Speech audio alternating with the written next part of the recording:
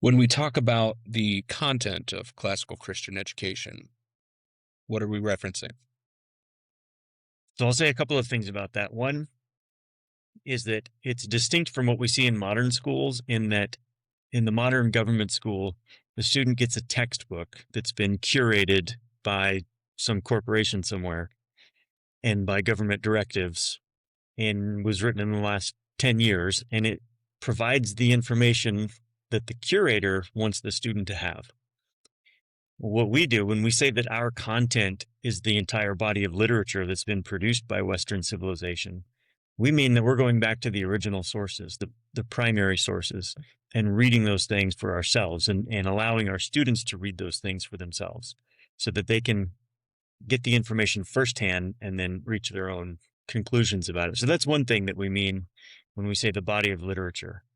The other thing that we mean is that Montana Christian Academy is what we call a great books school. And so we devise our curriculum around what is called the great books. And so from literature to history to math and science, everything that we do is going back to the greatest works that have been produced in the Western tradition over the last 2,500 years. That's what we study. What would you define as the difference between a good book and a great book? So I've heard it said before that a good book is one that speaks to the human experience in a particular place and time. I've heard somebody say that the Harry Potter series is a good book.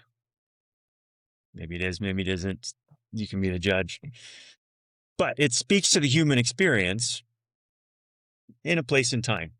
100 years from now, it may not speak to the human experience as much, but that's a good book. A great book is one that speaks to the human experience across space and time. So Augustine's Confessions, for example, here's a guy who lived in North Africa 1,500 years ago, and his writing is still relevant today to people who live in North America, in Europe, in Africa, in Asia. And so it spans space and time and culture. And it speaks so much to the human experience that it communicates that regardless of the time or place that it's in. That's a great book.